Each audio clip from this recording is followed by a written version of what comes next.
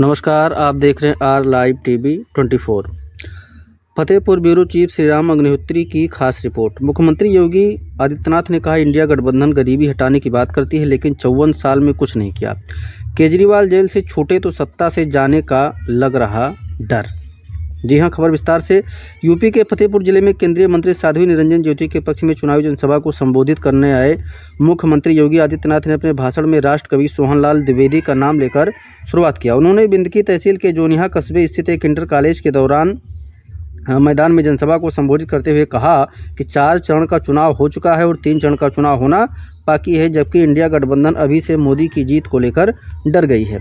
जनसभा को संबोधित करते हुए कहा कि देश की जनता फिर से मोदी को लेकर आ रही है, क्योंकि अब की बार 400 के पार मोदी सरकार बनाने जा रही है। उन्होंने कहा कि देश को मोदी ने आगे बढ़ाया है, देश की सीमा और उसकी सुरक्षा को बढ़ाया है, मेडिकल की व्यवस्था की और हर घर जल नल की व्यवस्था की। उन्होंने कहा कि मोदी जी हमारे नेता हैं और मोदी जी ने जो किया वह काम किया है, किसी धर्म जाति का चेहरा देखकर नहीं किया, बल्कि सभी के लिए काम किया है।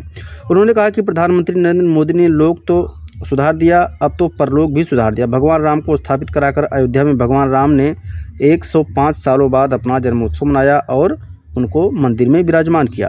उन्होंने कहा कि भाजपा की सफलता पर कांग्रेस व इंडिया गठबंधन पागल हो गए हैं। फतेहपुर में मैं 4 बार आ चुका हूं और सपा को सभा करने के लिए जगह नहीं मिल रही है, क्योंकि सड़क पर निकलने से डरते हैं। उन्होंने कहा कि केजरीवाल ने जब से भ्रष्टाचारी कांग्रेस का साथ किया है, उसी तरह केजरीवाल खुद भी भ्रष्टाचार में लिप्त हो गए हैं और जेल जाने के बाद बाहर आए तो सत्ता जाने का डर सता रहा है। गठबंधन के साथ कॉन्फ्रेंस कर गरीबी हटाने की बात करते, लेकिन 54 साल में अभी तक कांग्रेस कुछ कर नहीं पाई है, केवल झूठे वादे करती रही है।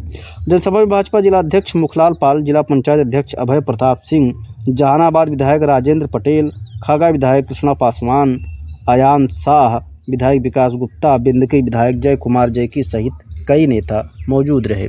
धन्यवाद। खबरों में बने रहे। नमस्कार। ये जेल के साइड इफेक्ट का आपको आनंद से शांत भाव के साथ उपचार कराना चाहिए। और मैं तो आपको फिर यही कहूंगा, देश की आवाज यही है, जीतेंगे तो मोदी, जीतेंगे तो और आएंगे तो, क्योंकि जो राम को लाए हैं,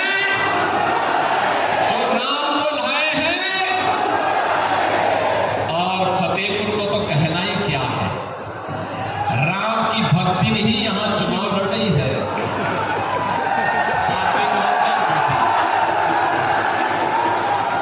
उन्होंने भी कभी सोचा नहीं था कि मैं विधायक बनूंगी, सांसद बनूंगी, केंद्रीय मंत्री बनूंगी। जीवन समर्पित किया प्रभु राम के चरणों में, जीवन समर्पित किया प्रभु राम के चरणों में, और राम जन्मभूमि आंदोलन से जुड़ी हुई है। राम जन्मभूमि आंदोलन के साथ जुड़ी रही। तब कोई चुनाव की बात ही नहीं करता था, तब तो एक ही संकल्प था, राम लला हम आएंगे। तब तो एक ही संकल्प था। कभी उन्होंने सोचा नहीं, कभी नहीं, एक बार सपने में भी नहीं सोचा था। संकल्प एक ही था कि मेरे प्रभु राम अयोध्या में फिर से विराजेंगे, इसके लिए चाहे हमें कोई भी कुर्बानी क्यों न देनी पड़े, हम लोग देंगे। और साध्वी निरंजन ज्योति उस परंपरा को आगे बढ़ाने वाली ज्योति है। और इसलिए फतेहपुर वासियों, वे विकास के लिए भी कार्य करती है, सनातन हिंदू धर्म के लिए भी उनका पूरा जीवन समर्पित है। उसके सब कुछ है, सनातन संस्कृति सब कुछ है, और भारत माता की सुरक्षा और भारत माता का सम्मान सब कुछ है। और ये जनता जनार्दन ही ईश्वर का रूप है। लोकतंत्र को बचाने के लिए इसकी सेवा ही अपने जीवन का उद्देश्य मानता है। और इसीलिए मैं आज आया हूं आपके पास, इसीलिए बहनों भाइयों मैं आपके पास आया हूं। इस भीषण गर्मी में, इतनी भारी तादाद में आपने हमें आश्वस्त कर दिया है कि यहां से जीतेंगे तो ज्योति निरंजन ज्योति जी ही जीतेंगे। जीतेंगे ना? लेकिन जीत सामान्य नहीं है। इस बार की जीत ऐतिहासिक होनी है। ऐतिहासिक कैसे? देखो, जब संकल्प की पूर्ति होती है तो उसका रिटर्न भी ऐतिहासिक होना चाहिए। अब ये चुनाव केवल निरंजन और समाजवादी पार्टी है, तो राम भक्त और रामद्रोही के बीच का चुनाव हो चुका है।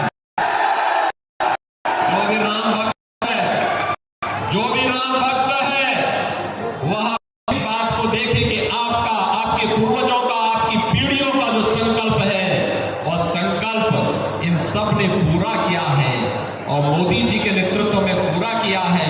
इसलिए संकल्प को भी दक्षिणा के रूप में इतने भारी बहुमत से विजयी बनाना है। केवल कमल ही कमल, कमल ही कमल, कमल ही कलम कमल दिखना चाहिए।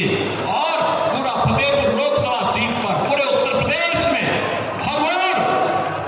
हर ओर केवल भाजपा ही दिखनी चाहिए। और एक मैं एक गाना पूरे देश के अंदर सुनता हूं, कहीं भी, जम्मू कश्मीर में, कन्याकुमारी में, पूर्वोत्तर में, तमिल, आपके त्रिपुरा से लेकर के असम के अंदर या उड़ीसा के अंदर हो या बंगाल के अंदर, या फिर मैं पश्चिम में जाता हूं, महाराष्ट्र के अंदर, सुदूर समुद्र के कोने में भी जाता हूं, यही सुनता हूं, जो राम को लाए हैं उनको लाएंगे।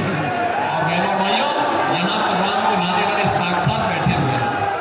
इसलिए आप सबसे मेरी अपील है, चुनाव जमा के भेजेंगे ना साथ में चंद्र जी, दोनों आप लाकर मुझे बता दो भैया। देखो ये मेडिकल कॉलेज, सड़क, बिजली, पानी, राशन सब कुछ तो मिला है।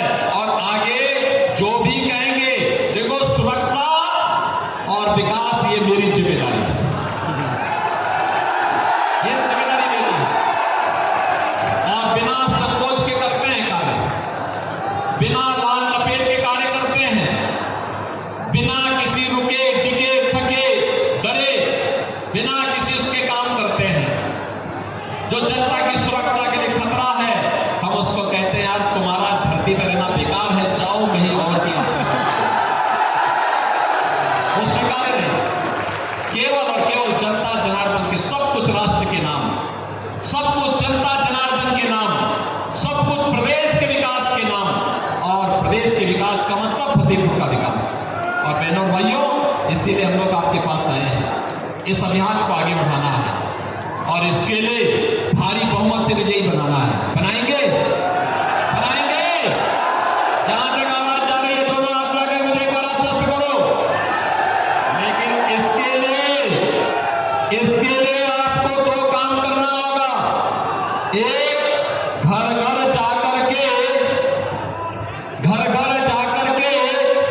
साध्वी जी के लिए उनका प्रतिनिधि बन करके, मेरा प्रतिनिधि बन करके, मोदी जी का प्रतिनिधि बन करके घर घर जाकर के लोगों को जय श्री राम बोलना पड़ेगा और कहना पड़ेगा कि पहले मतदान, फिर कोई और अन्य काम। बोलेंगे, बोलेंगे।